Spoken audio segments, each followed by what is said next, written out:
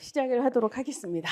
네, 예, 공단기 사회복지학개론 김유경입니다. 제가 자꾸 이쪽을 보게 될 수 있어요. 왜냐하면 이쪽에 학생들이 몰려 앉아서 제가 시선이 자꾸 이쪽으로 가면 이해를 해주시기를 바랍니다.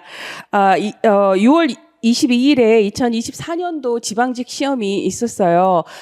시험을 보신 분들은 아마 이제 예상했던 것보다는 제가 하도 동영에서 이번에 지방직은 어려울 거다, 이번에 지방직은 어려울 거다라고 세뇌를 시켰기 때문에 어려울 줄 알았는데 생각보다는 쉽게 나왔네라는 생각을 하셨을 것 같아요. 그래서 일단 제가 오늘은 설명을 좀 짧게 해야지 하고 타이머를 아예 눌러놓고 시작을 합니다. 그래서 60분 넘어가면 휘리릭 마칠 생각이에요. 자, 그러면 설명을 하기 전에 총평.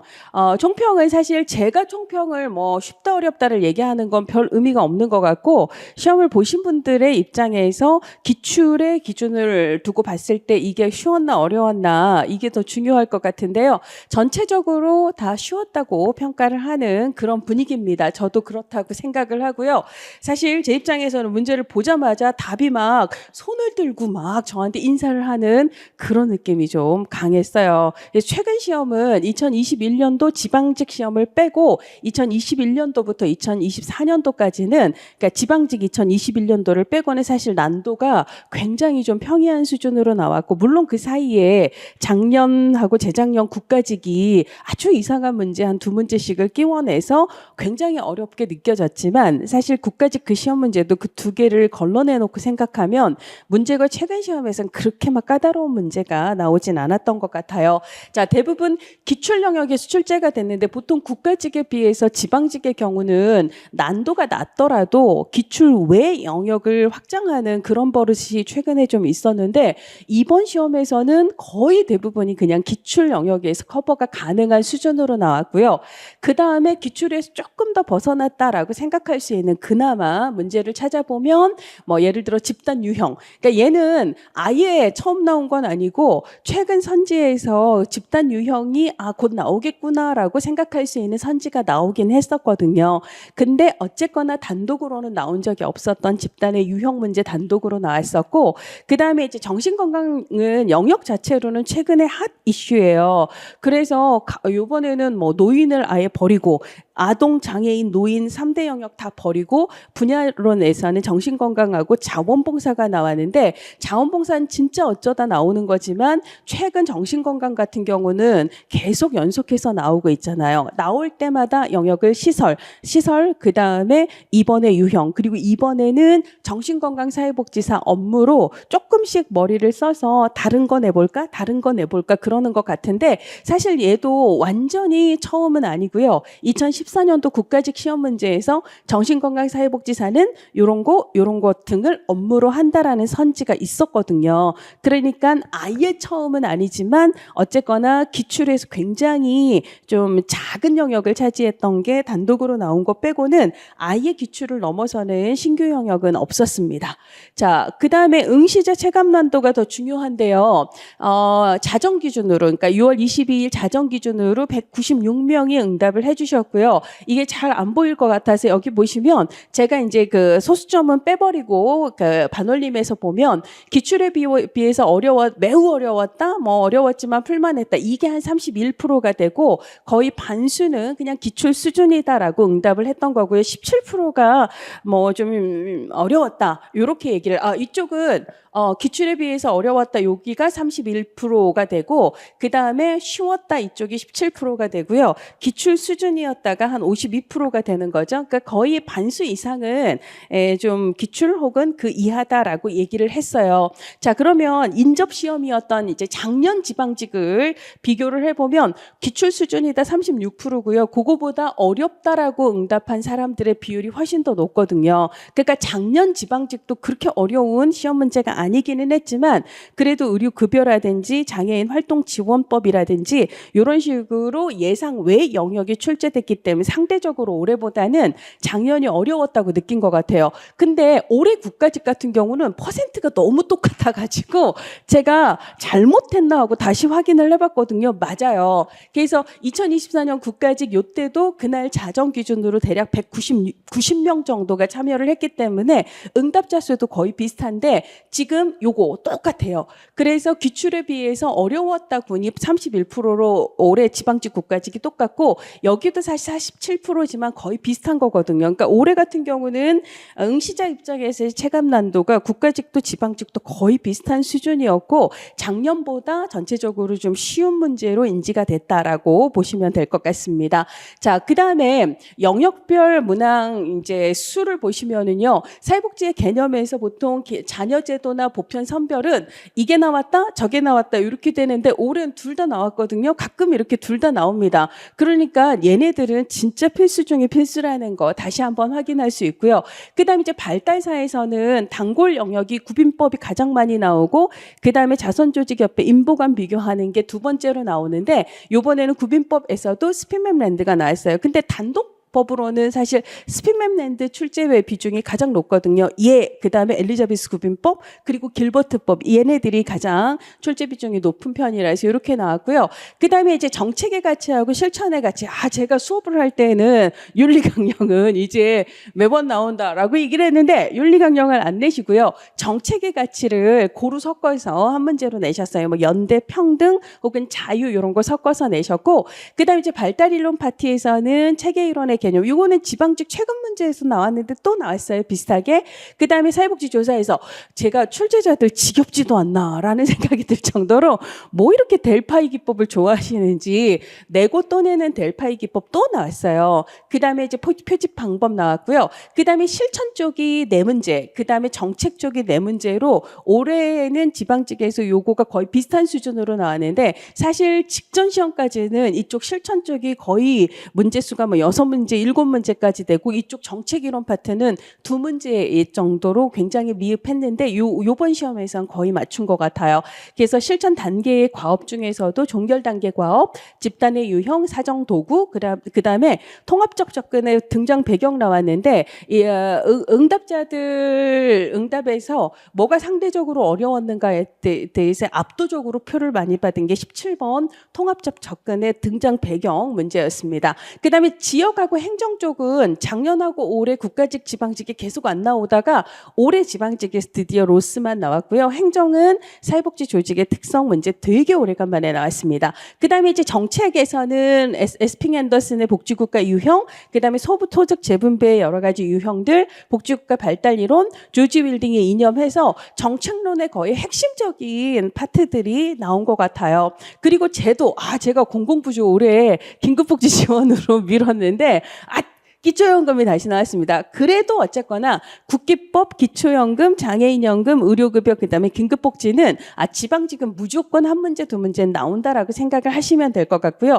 분야로는 아까 얘기했던 것처럼 최근에 가장 핫한 게 정신건강 그리고 이제 오래간만에 자원봉사 이렇게 나왔어요. 그래서 이전 시험에 비해서 각 영역에 대해 골고루 좀 출제를 하려고 하는 경향이 보이고 최근에는 실천 쪽으로 많이 기울었던 걸 정책 이론 파트로 조금 더 문제를 넘긴 그런 느낌이 들었습니다. 그래서 어쨌거나 중요한 건 기출을 중심으로 일단 올해 지방직을 기준으로 보자면 기출을 중심으로 해서 기본을 탄탄히 하는 게 무엇보다 중요하다. 기본이 탄탄하지도 않은데 자꾸 어려운 거 조금 이게 좀 세세한 영역으로 너무 나가려고 하는 거는 좋지 않아요. 물론 제가 동형 모의고사 문제를 많이 풀어보게 하는 거는 기본이 탄탄한 상태에서 뭐가 없나? 라고 생각하는 분들의 선택 옵션을 많이 만들기 위함이지 기출도 제대로 마스터를 하지 않았는데 막 모의고사 문제 많이 풀어라 이런 건 아니거든요. 그래서 기출에 기반을 해서 기본 개념들을 탄탄하게 숙지를 해놓는 게 가장 중요하고 그리고 난 다음에는 내가 알고 있는 걸 문제풀이를 통해서 응용하는 거 그다음에 내가 공부한 텍스트하고 다른 텍스트가 나올 가능성이 있고요. 그리고 내가 공부한 내용이 아닌 아닌 텍스트가 나와도 나머지 텍스트만으로 유연하게 답을 찾는 능력, 이런 것들은 사실 문제를 풀어보면서 그런 순발력을 키우는 거기 때문에 문제를 풀어보면서 응용력이랑 순발력을 기르고, 그러다 보면 알면서도 틀리게 만드는 자신만의 패턴, 고질병이 뭔가를 파악할 수 있잖아. 이거는 누가 못 고쳐줘요. 본인이 파악을 해서 그거를 고쳐야 되는데, 이런 고질병을 진단하는 것도 문제를 풀다 보면 패턴을 발견할 수 있기 때문에 진단하고 치료하는 게 중요하다라는 거고요. 그 다음에 이제 시험이 최근 시험처럼 이렇게 사회복지학 개론이 난도가 낮게 나오게 되면 전략적으로 여기서 100점을 맞아서 평균을 올리는 전략을, 근데 시험 난도가 쉽게 나오면 실수해서 한두 문제 날리는 게 나한테 치명타로 돌아올 가능성이 있기 때문에 무조건 요 정도 난도의 시험 문제에서는 내가 사회복지학 개론을 평균을 높인다라는 정신으로 고득점을 맞으실 수 있어야 되고요. 그러려면 알면서도 놓치는 이런 문제들, 실수를 줄여야 되고, 이 실수를 줄이려면 요거 빨리 하셔야 된다라는 거. 그 다음에 출제자의 관점에서 문제를 읽는 능력도, 이것도 문제를 풀면서 키워야 되거든요. 항상 출제자의 눈으로.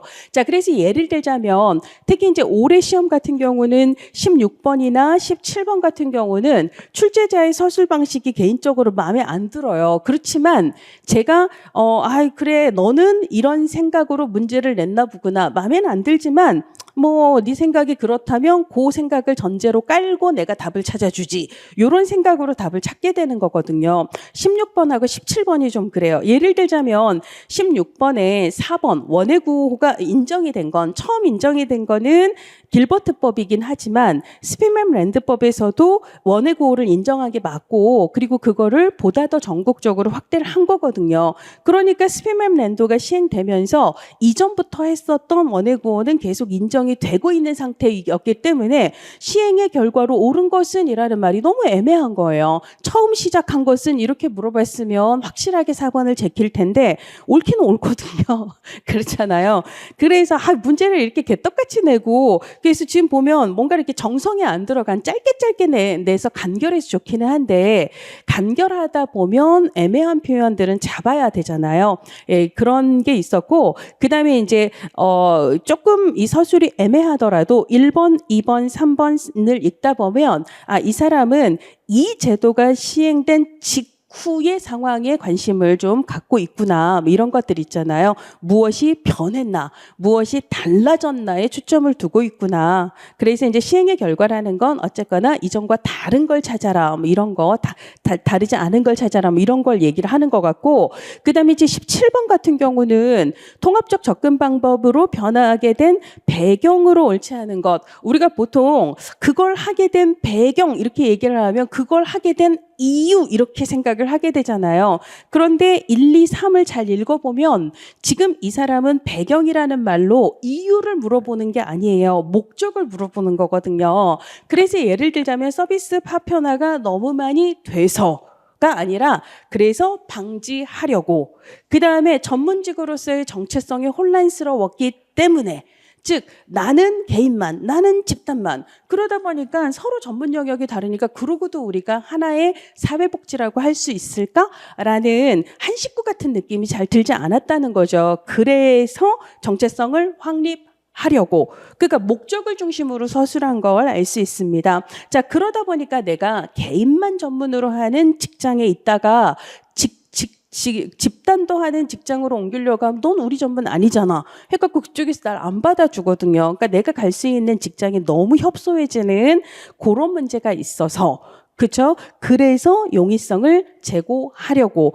그래서 지금 서술 방식은 이유를 얘기하는 게 아니라 목적을 얘기하고 있는데 4번만 이유를 얘기하고 있는 거거든요. 사회복지 분야별 분업화가 너무 촉진되다 보니 이런저런 문제가 있어서 분업화로 야기된 문제를 경감시키고자 이랬다면 맞을 수 있지만 4번 틀리는 거죠. 근데 만약에 사실 1, 2, 3의 텍스트가 너무 파편화되어서 혹은 정체성이 혼란스러워 이런 식으로 이유 중심으로 서술이 됐었다면 그때는 4번이 옳은 등장 배경으로 옳은 거다라고 생각을 할 수도 있는 거예요. 근데 어쨌거나 출제자가 등장 배경이라는 말을 원인을 중심으로 인지를 했는지 혹은 목적을 중심으로 인지를 했는지는 그 사람이 선지 구성을 할 때 사용된 용어를 보고 판단할 수 있잖아요. 그러면 사본도 맞는 거 아니야? 라는 생각이 내가 들지라도 출제자의 시선에서 이 문제의 답을 찾는 요령이 좀 필요해요. 안 그러면 내 생각이 맞다고 생각해서 이의 제기를 해도 안 받아들여질. 왜냐하면 이의 제기를 받아들이는 순간 지각 변동이 일어나서 또 다른 원망을 듣게 될 우려가 있어서요. 그런 부분이 있기 때문에 내가 시험 볼 때 빨리 출제자의 관점으로 문제를 읽는 역량을 키우자. 이런 얘기를 하고 싶습니다. 자, 그러면 제가 벌써 15분을 까먹었기 때문에 빨리 가도록 할게요. 자, 1번 자원봉사의 특성인데요. 이거는 보통 학부 때 자원봉사론의 가장 앞에서 얘기를 하죠. 그래서 네 가지 특성을 보통 얘기해요. 자발성, 이탈성, 공익성, 그리고 무보수성 이렇게 얘기를 하죠. 그래서 보상성이 아니라 무보수성이기 때문에 기억, 니은, 디귿만 맞는데요. 우리가 이제 기본서에서도 그렇고 필단화에서도 나와 있는데 자원봉사 활동 기본법에서는 무보수성, 자발성, 공익성, 비영리성 이렇게 얘기를 하는데 이 무보수성 있고 이 비영리성을 이타성이라고도 보통 표현을 하거든요. 다만 우리 법에서는 얘를 비영리성 이렇게 얘기를 하는 거고 비정파, 비종파 이렇게 얘기를 해요. 이거는 이제 자원봉사의 기본 원칙으로 얘기를 하는 거고 보통 교재에서는 자원봉사론 교재에서는 자발, 이타, 공익 그리고 무보수 이렇게 네 가지를 가장 핵심적인 특징으로 얘기를 합니다. 그래서 리을을 뺀 나머지가 답이 되고요. 그 다음에 2번 사회복지 조직 혹은 사회복지 행정의 특징이라고도 이야기를 해요. 자, 일단 사회복지 행정이든 사회복지학이든 사회문제든 가치가 중요하다예요. 그렇죠? 자, 그래서 이게 세 가지가 다 나오는 거예요. 사회복지학도 일반적인 과학에서는 객관성을 강조하기 때문에 가치 중립적이고 가치 배제적인 이런 지향을 강조를 하지만 사회복지는 가치를 지향한다라고 얘기하잖아요. 사회복지학은 어떤 가치? 평등이나 자유나 연대나 정의나 이런 가치를 지향한다라고 얘기를 하죠. 그다음에 최근에 국가직에서 나왔던 사회 문제를 규정하기 위한 조건이 있잖아요. 사회 문제란 뭐죠? 그 사회의 규범과 가치에서 일탈된 벗어난 상태를 얘기를 하는 거거든요. 그리고 그 사회에 많은 사람들이 힘들어하는 문제, 많은 사람들이 개선을 요하는 문제, 많은 사람들 혹은 집합적인 노력으로 개선이 가능한 문제 이런 거 있잖아요. 그래서 사회적 기준에 어긋난 혹은 사회적 기준이나 규범이나 가치에 어긋난 이렇게 얘기를 해요. 그래서 우리가 전체적으로 묶어서 사회복지학도 그렇고 사회 문제도 그렇고 사회복지 조직도 그렇고 가치가 중요하다. 그래서 이 가치가 중요하다라는 말을 반대로 표현할 때 뭘 가치적이다라고 쓸 수도 있고요. 가치 배제적이다 혹은 가치 중립적이다라고 이야기를 할 수 있는데 바로 몰같이 나왔잖아요. 틀려요. 근데 이 몰같이가 사회 문제의 정의라든지 사회복지학의 정의에서도 그러니까 특징에서도 오답으로 사용될 수 있는 용어라서 구분을 잘 해주실 필요가 있습니다. 그래서 필단화 178쪽에서도 보면 조직의 원료는 인간이고 그래서 우리는 인본주의라는 근본적인 가치를 지향한다라는 말을 사회복지 조직의 특징 가장 앞에서 얘기를 하고 있어요. 사회복지 조직의 목표는 목표 나오면 일단 이해관계자가 되게 많기 때문에 합의가 좀 어렵고 그러다 보니까 명확하게 일사불란하게 요렇게 목표를 딱 정해놓고 추구하기도 힘들고 그 목표를 객관적으로 달성했는지를 측정하기도 힘들고 이런 얘기를 했었고요.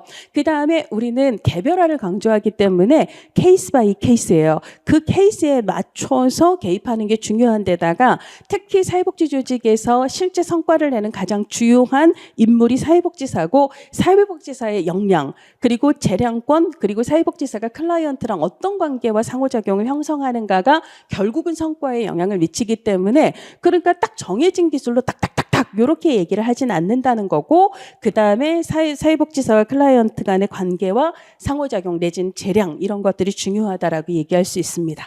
자, 그 다음에 3번 이거는 뭐 그냥 요거 밑줄만 보시면 아시죠? 병리적 존재 나고자로 간주하는 건 자녀고요. 모든 국민이면 제도, 요보호 대상자면 자녀, 그다음에 시혜나 자선은 자녀, 그다음에 국민의 권리는 제도가 되는 거죠. 그래서 얘네들은 다 맞고요. 일시적이다, 보충적이다, 한시적이다, 제한적이다, 임시적이다 뭐 이런 거 나오면 제도가 아니라 자녀다라고 보셔야 되죠. 그래서 쉬운 문제였습니다. 자, 그다음에 4번 사회복지 실천의 단계 중에서 종결 단계에 수행하는 역할에 대한 설명으로 옳지 않은 것은 일단 감정이라는 이슈, 정서라는 이슈는 모든 단계에서 중요하잖아요. 그래서 우리가 초기 단계에서는 양가 감정이라든지 혹은 긴장이라든지 불안이라든지 혹은 저항이라든지 이런 것들을 초기 혹은 우리가 이제 보통 접수라고 얘기하는 그 단계에서 다뤄주셔야 되고, 그 다음에 뭐 우리가 중간 단계의 감정적인 이슈는 잘 나오지는 않지만 갈등, 성원들 간의 갈등이라든지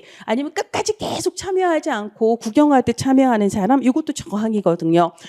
갈등이나 이제 저항이라든지 이런 것들을 다뤄줘야 되고, 그 다음에 종결 단계에서는 혼자서 잘할 수 있을까라는 불안감 있잖아요. 의존심 이런 것들을 서서히 경감시켜주고 스스로도 잘할 수 있다라고 으쌰으쌰 해주는 거, 이게 중요하고, 그 다음에 이별에 대한 정서적인 반응에서 혼자 잘할 수 있을까라는 두려움 이런 것도 중요하지만 원망이나 분노와 같은 거 있잖아요. 그래서 내가 지금 열심히 참여했는데 생각보다 별로 변화가 되지 않았어요. 뭐 이런 것들 짜증나는 거죠. 그래서 이제 그런 것들도 적절히 다뤄줄 필요가 있다라고 얘기를 합니다. 그 다음에 뭐 성과를 잘 유지할 수 있도록 앞으로 어떻게 할 것인지 계획 세우고 실제로 그 계획대로 잘 살고 있는지를 사후 관리를 통해서 우리가 팔로우업 한다라고 얘기를 하죠. 그 다음에 원래 종결 시기를 정하는 건 언제예요? 계획 단계예요. 보통 계획 단계에서는 우리가 언제부터 언제까지 그럼 개입을 하자라고 약속을 하죠. 이걸 우리가 계약을 한다라고 얘기를 하잖아요. 그래서 계약을 하는 계획 단계에서 이미 언제까지 이게 종결이잖아요. 그러니까 종결을 약속을 하지만 우리 기본심화, 저도 보강의 여왕이었단 말이에요. 그래서 분명히 이 날짜에 끝냈어야 되는데 근데 여차저차해서 좀 보강이 필요한 경우가 있고요. 우리가 상담을 하다 보면 생각보다 일찍 목표가 달성이 되는 경우도 있어요. 그러니까 우리 벌써 이렇게 이게 마무리가 됐으니 그럼 종결을 좀 앞당길까요? 해서 원래 계획 단계에서 종결 약속을 잡더라도 실질적인 종결은 종결 단계에서 다시 협의를 해서 정하는 거거든요. 이걸 얘기를 합니다. 자, 그 다음에 클라이언트와의 관계 형성은 라포 형성을 얘기하고 얘는 초기에 해당하는 접수 단계에 해당하는 거죠. 자, 그래서 우리 기본서에서 종결 및 평가 단계 첫 번째 과업으로 종결 시기 결정이 있었고요. 그 다음에 접수 단계에서 여기 글씨가 잘 안 보이겠지만 긍정적인 관계 형성. 그래서 우리가 보통 접수 단계 하면 막 보이잖아요. 클라이언트의 문제와 욕구를 확인하고 서비스 기관의 서비스에 대해서 안내하고 실제로 우리 기관에 이 욕구나 문제가 적합한지를 판단해서 맞지 않다면 적절한 기관에 의뢰를 하고 맞다면 오케이, 세 가지를 하는 거죠. 첫 번째는 관계 형성, 두 번째는 동기부여, 그리고 세 번째는 아까 감정. 그렇죠. 저항이나 양가 감정 이런 것들을 다루기, 이런 얘기들을 합니다. 그래서 관계 형성 보면 접수다 하고 제끼셔야 되는 거죠. 자, 그 다음에 5번이에요. 기초연금 제도에 대한 설명으로 옳지 않은 걸 고르라고 했는데 이것도 좀 짜증나요. 이거 많이 나왔잖아요. 그렇잖아요. 기출문제만 풀어보면 다 알 수 있는 거예요. 장애인연금도 기초연금도요. 예, 100분의 70%가 되도록 선정 기준을 정해서 그 선정 기준 이하에 해당하는 분들이 대상이 됩니다. 그러면 나머지 뭐 압류할 수 없다 이런 얘기는 기초연금이든 긴급복지든 혹은 장애인연금이든 요 압류할 수 없다 이런 얘기든 기본으로 다 들어가고 있는 얘기고요. 요거는 이거 공공부조로 해서 국가와 지방자치단체의 책임이니까 재원 조성 같이 해야 되는 거 당연할 거고요. 그 다음에 기초연금을 부부가 다 같이 받을 때는 둘 다에서 20%씩을 각각 감액하는 것도 잘 알고 계실 거예요.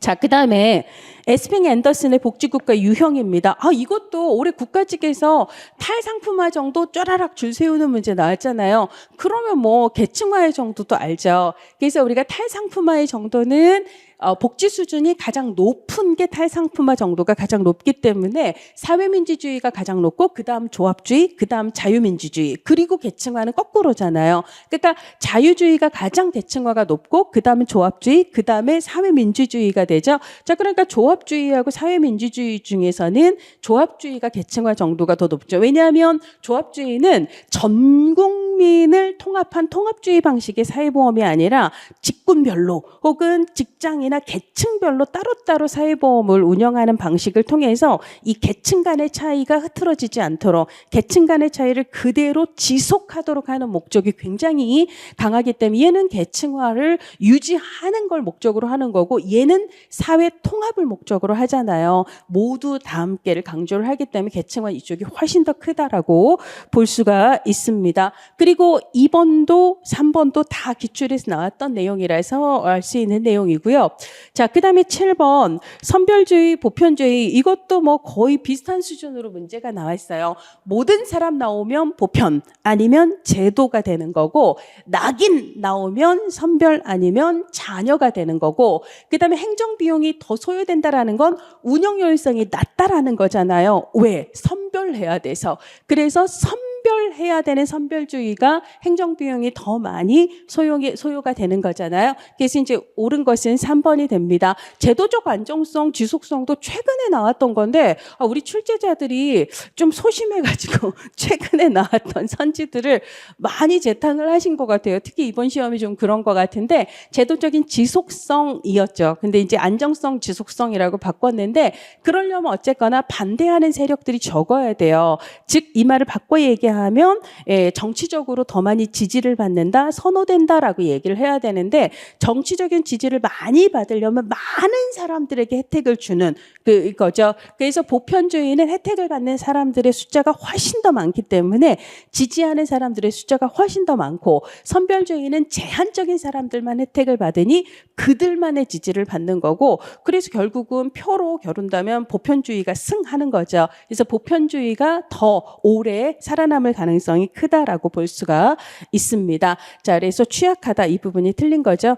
자, 그래서 3번이고 그다음에 8번 로스만의 지역사회복지 실천 모델이에요. 이것도 목표, 과업 목표. 그다음 전문가 나오면 끝난 거잖아요. 전문가가 왜 필요하죠? 우리 지역의 문제를 최대한 빨리 효율적으로 그리고 합리적으로 해결해야지. 그거 제일 잘할 사람 찾아와. 이게 전문가잖아요.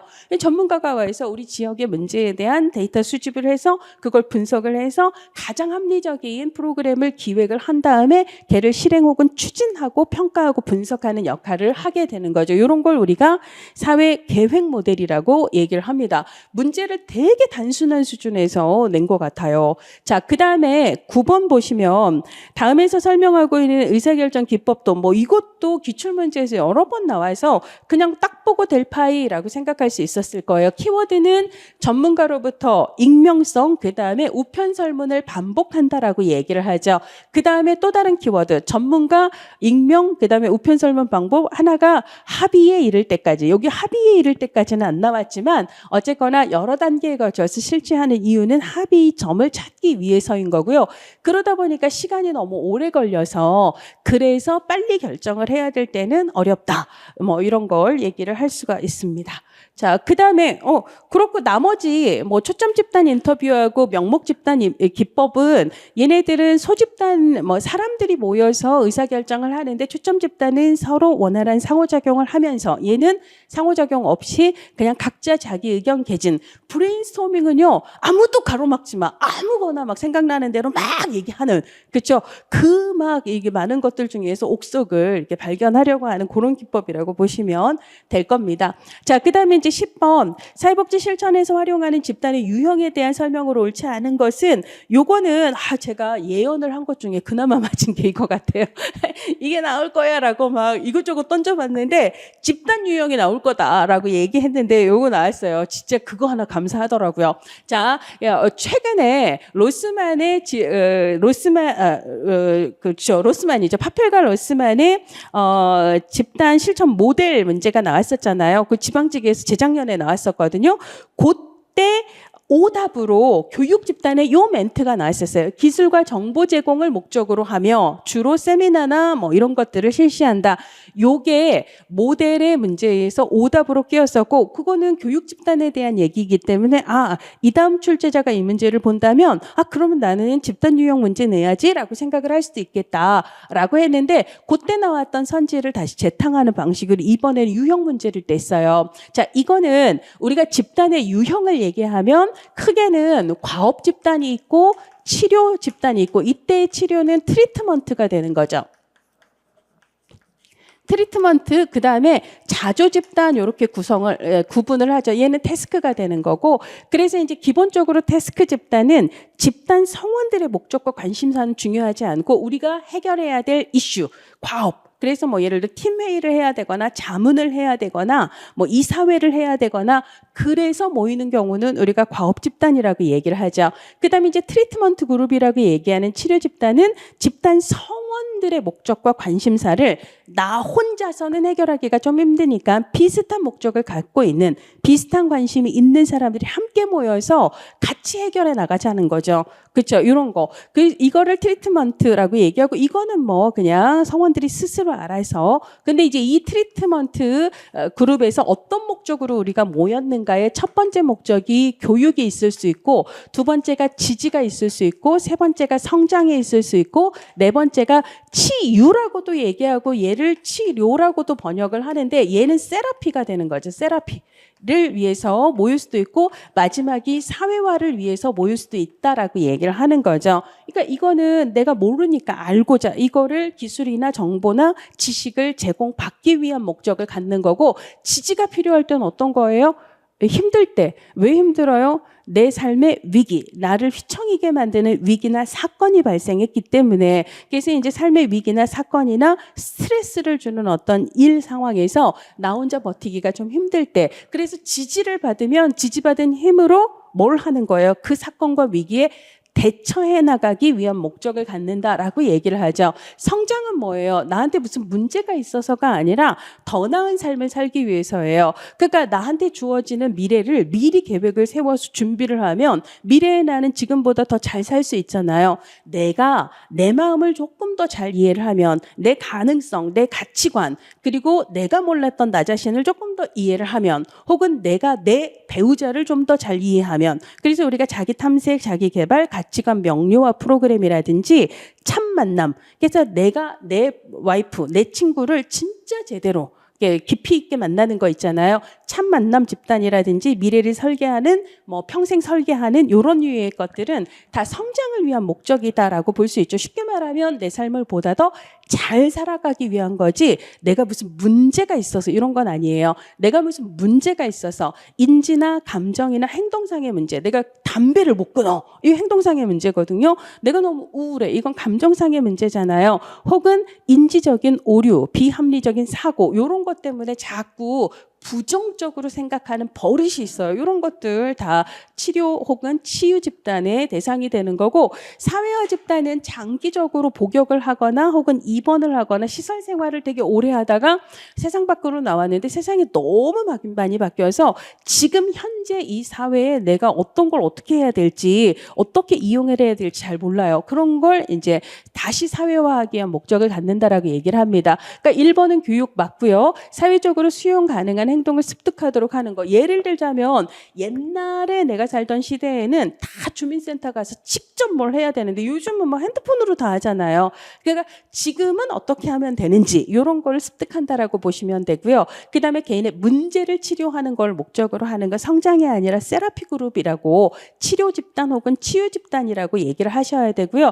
스트레스를 주는 생활 사건에 효과적으로 대처하는 걸 목적으로 하는 건 지지 집단이라고 얘기를 합니다. 자, 그래서 답은 3번이고요. 자, 그다음에 11번 정신건강복지법에서 정신건강사회복지사의 업무가 아닌 것은, 근데 이거는 공부를 안 했어도, 사실 이것도 나올 수 있다라고 얘기를 하면서 그때는 제가 사회서비스, 사회복지 서비스 이 두 단어를 기억하라고 얘기했는데, 이번에는요 아예 정신건강사회복지사의 고유 업무가 아니라 정신건강 전문요원 공통 업무 있잖아요. 공통 업무에서만 얘네들을 뽑은 거예요. 아, 이럴 거면 이걸 왜 정신건강사회복지사라고 냈지? 그냥 정신건강 전문요원이라고 내도 될 거를, 사회복지사가 주인공은 아니거든요, 이 문제가. 근데 어쨌거나 정신과 약물의 처방은, 약물 처방은 누가 해요? 의사가 하잖아요. 정신과 약이면 당연히 정신과 의사가 하겠죠? 이 문제는 아마 예전에 정신건강 전문요원 쪽에서 오답으로 정신과 의사가 많이 나왔었잖아요. 그러니까 의사가 하는 일과 전문요원이 하는 일, 이런 식으로 문제를 조금 발전시킨 게 아닐까라고 생각을 하는데, 어쨌거나 약은 약사에게, 진료는 의사에게, 처방은 의사가 합니다. 그래서 1번은 상식적으로 틀렸다라는 걸 알 수가 있을 거예요. 근데 저는 이 문제를 보고 이렇게 문제가 나오면 엄청 어렵게 느껴졌을 거다. 이게 지금 2, 3, 4는 똑같거든요. 근데 1번을 제가 바꾼 거예요. 1번을 정신질환자 등과 그 가족에 대한 심리상담 및 심리 안정을 위한 서비스 지원으로 바꿔놨고, 문제는 나머지가 똑같아요. 그럼 제가 생각할 때는 당연히 얘는 맞다고 생각을 할 것 같고요. 그래서 얘를 틀렸다고 하거나 얘를 틀렸다고, 왜냐면 이건 연구자나 학자가 하는 일 같고요. 시설 운영을 사회복지사가 하나? 이렇게 고민할 것 같아요. 그러니까 정답에 얘가 제일 많을 거고 그 다음 얘일 것 같고, 얘는 당연히 맞을 거라고 착각을 할 것 같아. 이때도 답은 1번이 되거든요. 왜냐하면 지금 우리가 생각할 때 정신건강사회복지사가 심리상담도 할 수 있을 것 같잖아요. 이건 우리 생각인 거고, 지금 이 문제는 이 법률상이에요. 이 법에서 규정하고 있는 정신건강사회복지사의 업무가 아닌 걸 찾으라고 얘기를 하고 있잖아요. 자, 근데 첫 번째, 이거 심리상담이나 심리 안정을 위한 서비스 지원 누가 하죠? 임간사 작업해서 정신건강 전문요원은 임상심리사가 있고요. 간호사가 있고, 그 다음에 사회복지사, 그 다음에 작업치료사가 있잖아요. 그럼 누가 하겠어요? 임상심리사가 있기 때문에 심리상담 및 심리안정을 위한 서비스 지원은 임상심리사의 업무로, 고유 업무로 구분이 되고 있거든요. 그 답은 1번인데요. 그러니까 문제가 굉장히 비슷하지만 난도는 확 달라질 수 있는 이런 거를 생각을 하실 필요가 있습니다. 그래서 이제 여러분들 교재에 기본서에 보시면 정신건강 전문요원의 공통 업무로 법에서 규정하고 있는 것에 시설 운영 있고, 그 다음에 정신건강 복지에 관한 조사 연구가 있고요. 그 다음에 정신건강 증진 사업 등의 사업 수행 및 교육, 이런 내용이 있어요. 그리고 치사하게 또 누가 시험 문제를 낸다면 여기에 또 정신요양시설의 운영 이런 식으로 바꿀 수도 있겠죠. 그러니까 우리 상상을 해보는 거, 어차피 2024년 지방직 시험 이미 지나갔어요. 그러니까 그 다음에 출제위원이 오면 이 문제를 보고 난 다음에 나는 뭘내지라고 상상을 하게 될 텐데, 생각을 할 거 아니에요. 그럼 나는 항상 출제자의 시선에서 그 다음 문제를 예측할 수밖에 없거든요. 이게 정신재활 자리에 정신요양시설 오면 또 헷갈리겠네? 뭐 이런 거 있잖아요. 이런 지점들을 보셔야 되는 거죠. 그리고 정신건강 전문요원별 고유 업무에서 심리상담이나 심리안정을 위한 서비스는 이쪽에 해당하고, 우리 정신건강사회복지사의 고유 업무에는 사회서비스 지원, 사회복지 서비스 지원이라는 말이 키워드다라는 거를, 물론 11번 문제 자체는 쉬웠지만 이런 식으로 정리를 하는 일은 그 다음 시험을 보시는 분들한테는 꼭 필요하다고 생각을 합니다. 자, 그 다음에 12번을 보시면은요, 사회복지사가 활용하는 사정 도구에 대한 설명으로 옳은 것만을 모두 고른 것은 디귿이 맞는지 틀리는지 헷갈릴 수 있어요. 그렇지만 기억, 니은, 리을이 확실히 맞는 건 우리가 알 수 있잖아요. 생태도는 클라이언트와 주변 체계 간의 관계 혹은 상호작용 도식화했다. 이거는 이전 2021년도 국가직 마지막 문제가 이런 식으로 서술이 됐습니다. 이렇게 맞고요. 그 다음에 사회도라고 썼다가 못 알아들을까 봐 여기 친절하게 소시오그램이라고 써줬잖아요. 집단 성원들 간의 상호작용의 질적인 관계를 도식화한 거다. 이 질적인 것 때문에 헷갈릴 수 있는데요. 숫자가 안 나오잖아요. 그러니까 소시오그램에서는 얘랑 친하고 얘가 얘를 배척하고 얘랑은 서로 소원하고 관심이 없고 이런 것들을 선이나 이런 걸로 표시를 하잖아요. 이걸 숫자로 표현하나요? 숫자로 표현하지 않아요. 근데 이분이 왜 질적이라는 말을 굳이 썼을까? 왜냐 뭐냐면 우리가 이제 소시오 드라마 내지는 사이코 드라마 만든 사람이 모레노거든요. 근데 모레노가 이 소시오 드라마나 사이코 드라마를 만들면서 집단 성원들 간 관계 역동을 측정하는 방법으로 그림을 그리는 건 소시오그램, 그다음에 수치화하는 건 소시오메트리, 이 두 방법을 같이 얘기를 하거든요. 그러니까 수치로 표현하는 양적인 거는 메트리가 맞는 거고요. 그 외에 질적인 역동을 그림으로 표현을 한 건 소시오그램이 맞거든요. 근데 그 맥락을 우리가 모르더라도 숫자 안 나오잖아요. 누구랑 누가 친한지, 누가 누구를 싫어하는지 이런 걸 질적이라고 얘기를 합니다.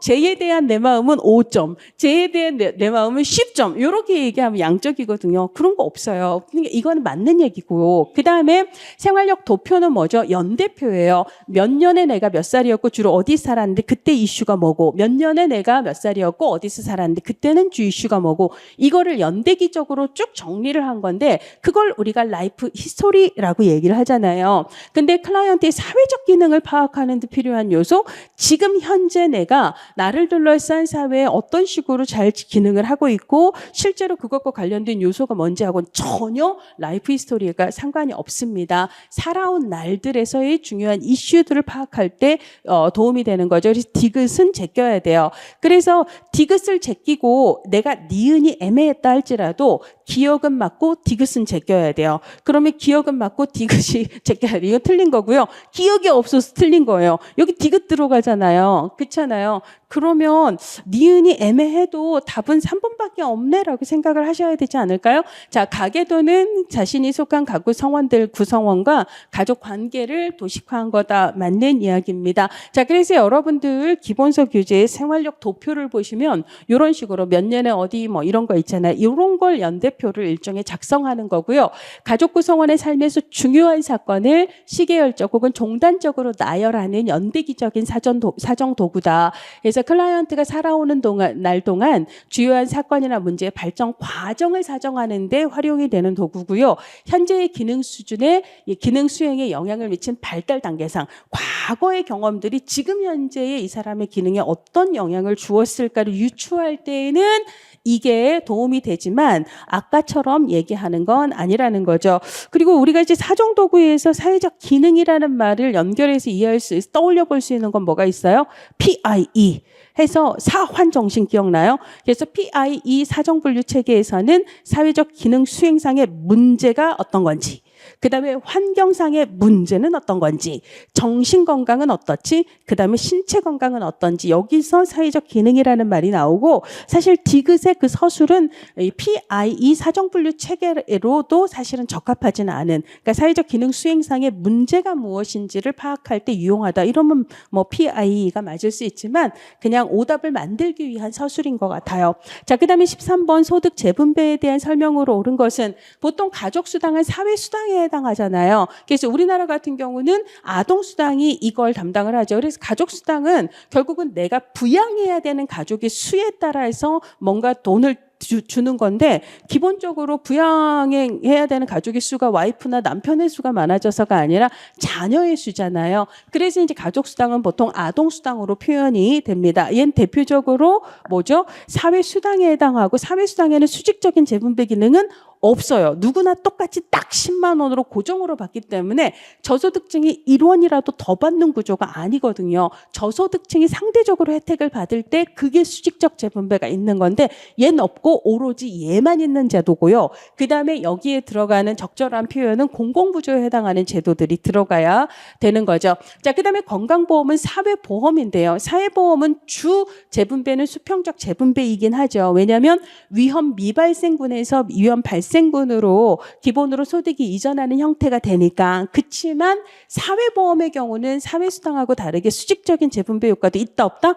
있다예요. 예를 들어 연금 같은 경우는 저소득층이 낸 돈은, 저소득층은 자신이 낸 돈에 비해 상대적으로 급여 수준을 높여주는 장치가 있고, 고소득층은 자기가 낸 돈에 비해 상대적으로 이게 낮아지는 장치가 있잖아요. 이렇게 재분배를 하는 거고, 건강보험 어떻게 해요? 국민연금 같은 경우 받는 급여에서 조정을 하는 시스템이라면 건강보험 어떻게 해요? 여러분들이나 저나 건강보험 혜택은 똑같습니다. 여러분들이랑 저랑 똑같은 보험료를 낼 것 같아요? 저는 훨씬 많이 냅니다. 그렇죠? 그러니까 내는 돈에서 건강보험의 경우는 그러니까 건강보험은 급여 혜택은 사실 차별이 없는데요.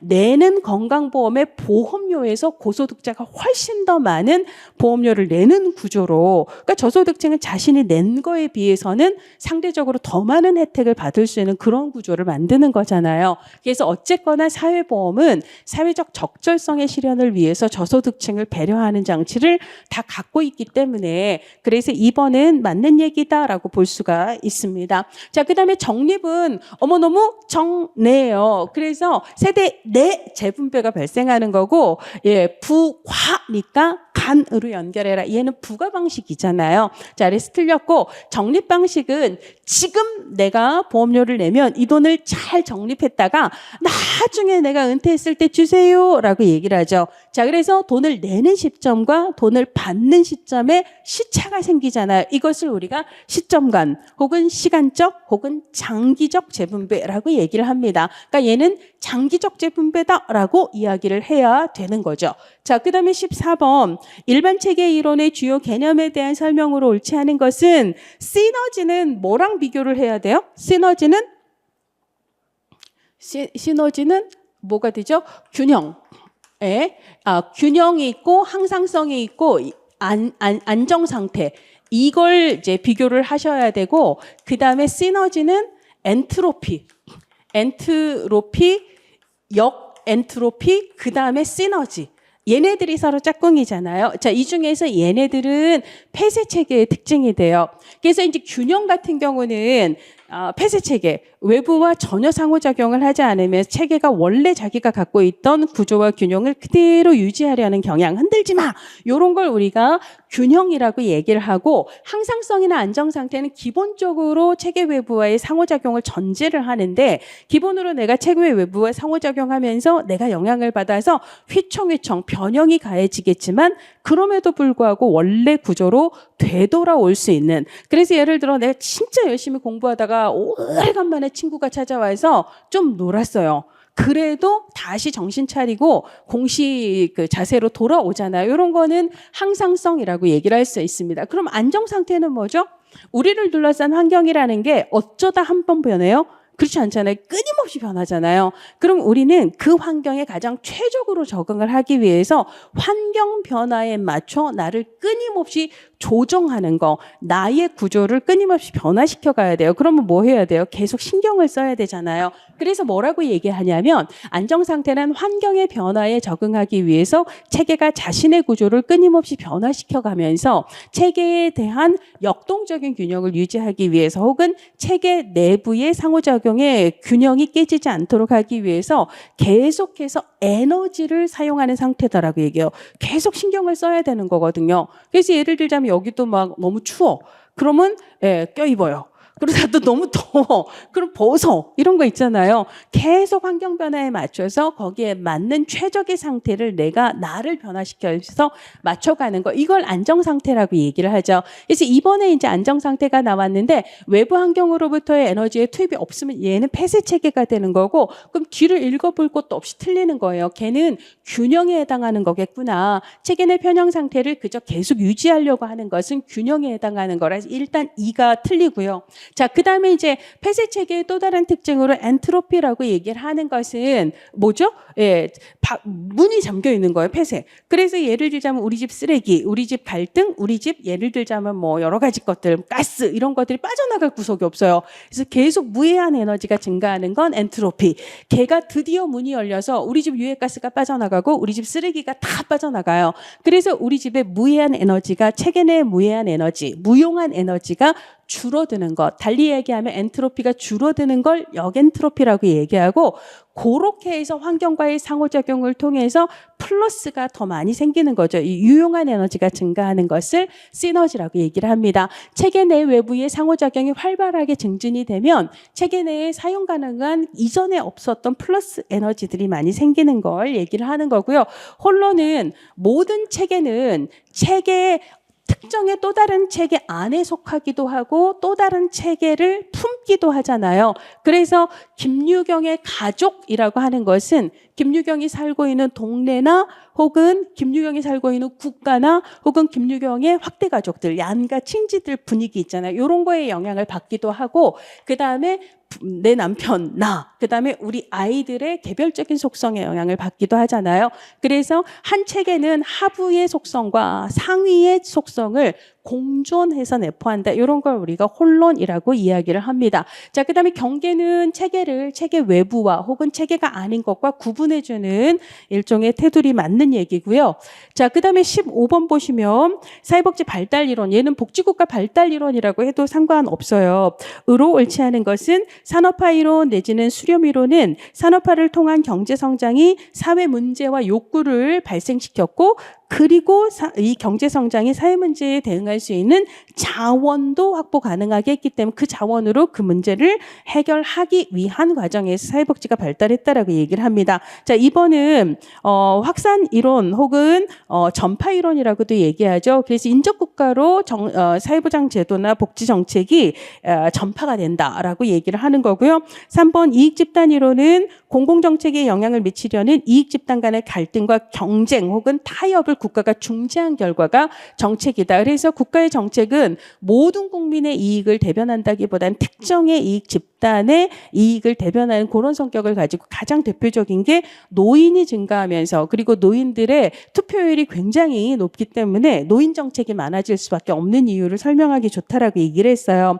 자, 4번의 핵심은 이거죠. 사회질서 유지. 그다음에 기득권, 지배계층 나오면 얘는 사회 통제 이론 내지는 음모 이론에 해당한다라고 보시면 됩니다. 국가 중심 이론은 뭐예요? 아무리 산업화로 수요가 늘어도 아무리 노동자 계층이 정치 세력화돼서 이들이 막 노동자를 위한 정책 만들어줘라고 수요가 늘어도 혹은 기득권 세력이 사회 안정을 위해서 저것들 좀 어떻게 해라고 자꾸 요구를 해도 혹은 특정의 이익 집단들이 표심을 발휘해서 니네 우리를 위한 예산 확보 안 하면 너 지지 안 할 거야라고 협박을 해도 상관없다. 이게 수요의 문제가 아니라 결국은 복지를 공급하는 주체로서의 국가가 어떤 성격과 어떤 지향을 갖고 있는가에 따라서 똑같은 수요가 있어도 국가별로 대응하는 정책은 다를 수 있다라고 얘기하는 것을 국가 중심 이론이다라고 얘기를 하죠. 국가의 행정 관료의 특징이라든지 국가의 구조의 특징이라든지 국가 자체의 성향이라든지 이런 걸 중심 변수로 합니다.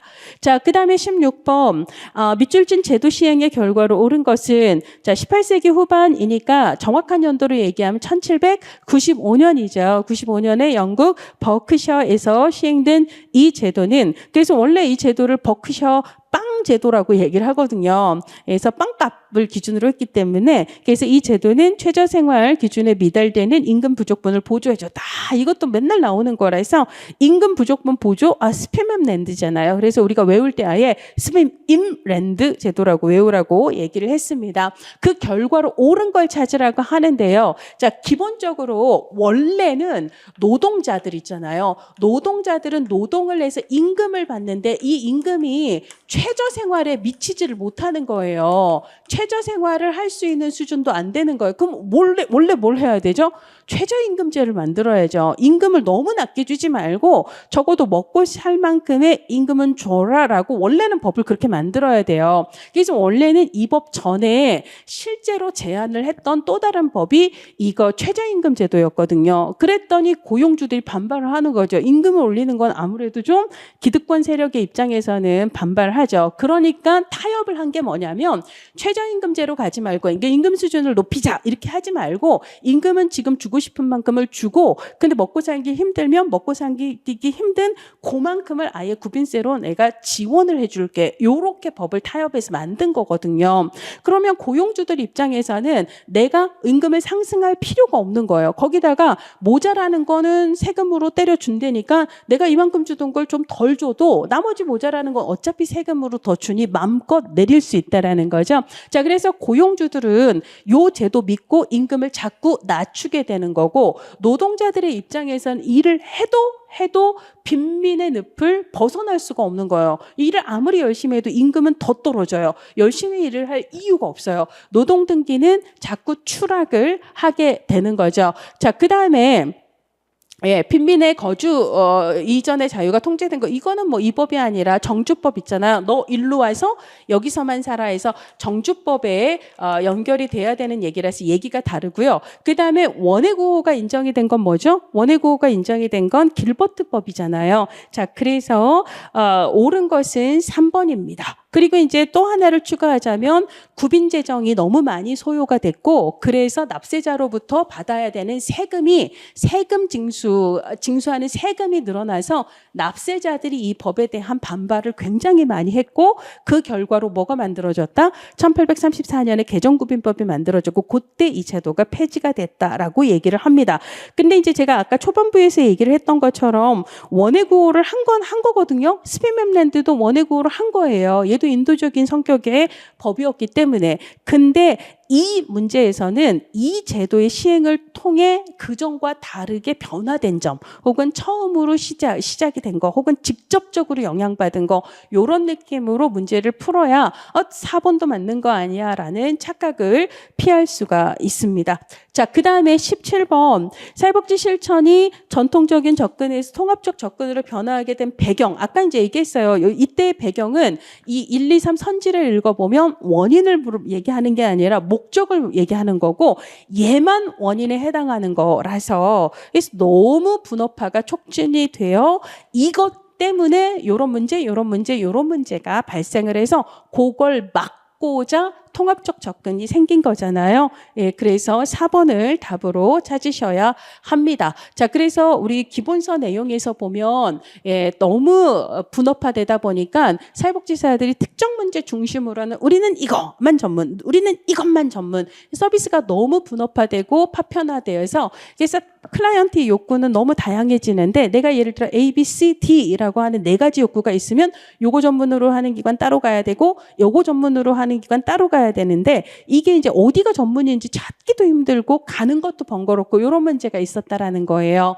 그 다음에 공통 기반 없이 나는 이거 전문 하다 보니까 우리가 진짜 사회복지라는 한 식구인가에 대한 정체성의 혼란이 있었고 그리고 직장 이동에 도움이 되지 않았다라는 문제. 그래서 설마 저는 직장 이동 문제까지 그러니까 그 시절 사회복지사들의 직업 취업 문제까지 우리 출제자가 걱정을 해주는 문제가 나올 줄 몰랐어요. 사실 저기 여기다 써놓고도 설마 출제자가 이런 것까지 신경을 쓸까 하는 이렇게 냈더라고요. 근데 뭐 어렵지 않게 좀 잘 생각을 하면 선지의 방향 자체가 하나가 달랐다라는 것만 눈치를 채도 풀 수 있지 않았을까 싶어요. 자, 18번. 표본 추출 표집에 대한 설명으로 옳지 않은 것은 할당 표집은 무작위가 나오면 안 돼요. 그렇죠? 편의 눈할 해서 편의 표집, 의도적 표집, 눈덩이 표집, 할당 표집은 비확률 표집인 거고요. 얘네들은 무작위를 전제로 하지 않는 무자 빼버리고 자기적으로 표본을 추출한다라고 해야 맞는 얘기고 무작위가 나오려면 단체 집중이라고 우리가 외웠던 단순 무작위, 체계적 표집, 그 다음에 집락 표집이라고도 하고 군집 표집이라고도 하는 거, 그 다음에 층화 표집이라고 하는 거 있잖아요. 여기에만 무작위가 나와야 돼요. 그 중에 체계적 표집은 하나를 무작위로 뽑고 나머지는 일정 간격 유지. 이 일정 간격을 표집 간격이라고 얘기를 하죠. 이것을 매 K번째라고 표현을 한 거고요. 눈덩이 표집은 처음부터 표본을 다 정해놓고 가는 게 아니라 한두 사례에서부터 시작을 해서 조사를 하면서 소개받아서 불려가는 방법인데 처음부터 사례를 선정을 할 수 없는 이유가 그 사람들이 어디 있는지를 몰라서예요. 그래서 불법 체류자 연구할 때는 눈덩이 표집이 적합하죠. 군집 표집은 보통 지역 표집이라고도 얘기해요. 에어리어 표집, 샘플링이라고도 얘기를 하는데 전국조사와 같은 이런 경우에는 전국의 17개 시도 중에서 뭐 5개 시도를 뽑고 그리고 거기에 있는 시군구 중에 다시 또 몇 개의 시군구를 뽑고 이런 방식으로 조사를 진행하는 경우가 많아요. 그래서 대규모 조사 혹은 지역 범위가 넓은 경우에는 군집 표집을 주로 많이 하게 됩니다. 자, 그 다음에 19번 사회복지 이념에 대한 설명으로 옳지 않은 것은 요 조지 윌딩의 이야기예요. 페이비안 사회주의. 이것도 우리를 뭘로 보고 이렇게 쉽게 페이비안 사회주의, 사회민주주의, 복지국가를 가장 지지한다라는 걸 사실 다 알고 있는데 왜 이런 걸 내냐는 거죠. 그러니까 출제자가 우리를 잘 몰라요. 우리가 얼마나 열심히 공부하고 피 터지게 정말 노력하고 있는지 잘 몰라요. 설마 이런 문제도 틀릴 거라고 아마 생각을 했기 때문에 냈겠죠. 에휴. 정말 그렇습니다. 저 이렇게 강의를 하면서도 분명히 이분들도 문제 내놓고 이거 어떻게 평하나 막 관심 있지 않을까 싶어요. 강의를 볼 수도 있지 않을까 싶은데 저희가요 이 정도는 진짜 잘 하거든요. 그러니까 조금 올리셔도 됩니다. 예, 하여간 이건 너무 쉬워요. 그래서 복지국가를 지지한다. 나머지 내용은 다 맞는 이야기예요. 넘어가셔도 될 것 같습니다.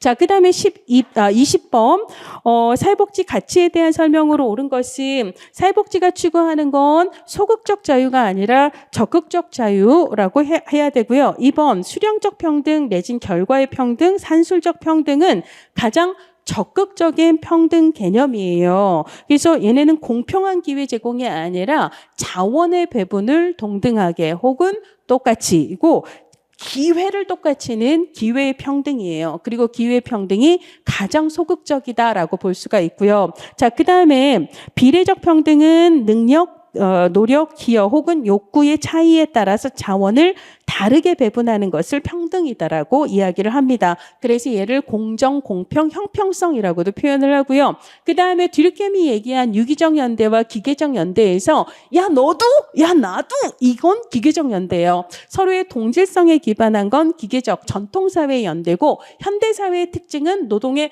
분화를 특징으로 하죠. 한 조직에 있어도 조직의 부서들이 서로 다르고 그러다 보니까 한 직장에 있지만 야 너도 야 나도지만 실제로 우리가 하는 일은 너무 다르거든요. 그렇지만 우리가 유기적으로 연대를 해야지만 성과를 낼 수 있는 구조 속에 있기 때문에 분화의 수준이 높은 현대사회에서 필요한 건 뭐다? 유기적 연대다라고 이야기를 하죠. 그래서 20문제까지를 다 풀어보았습니다. 딱 1시간 안에 일단 끝냈어요. 자, 그래서 이제 마무리를 하자면 올해 시험은 굉장히 쉬웠고 그래서 많이들 이렇게 얘기할 거예요. 결국은 기출이다. 기출만 팔아.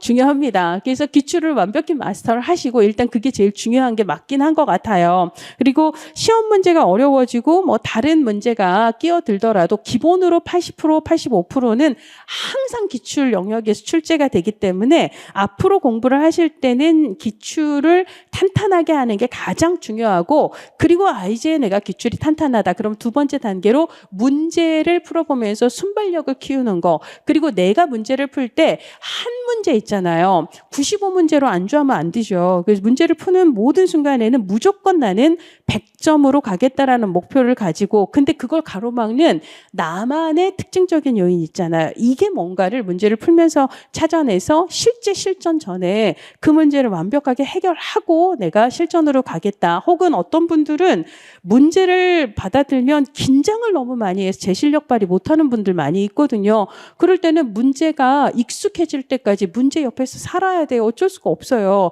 그러니까 그런 분들일수록 문제를 많이 그렇지만 널널하게가 아니라 진짜 실전처럼 긴장하면서 문제를 푸는 연습을 해야지만 그나마 조금 더 익숙해질 거라고 생각을 합니다. 이제 스스로가 생각하는 본질적인 문제가 무엇인지에 따라서 거기에 맞는 처방은 스스로가 내려야 되는 거잖아요. 그렇게 해서 2025년 시험을 준비하시는 분들은 조금 더 탄탄하게 그리고 조금 더 유연하게 대비를 하셨으면 좋겠고 2024년 지방직 시험 시험 보신 분들 다들 너무 수고하셨습니다. 예, 정말 너무 고생하셨고 어쨌거나 쉬었다가 그 다음 갈 길을 열심히 가보도록 하겠습니다. 수고하셨습니다.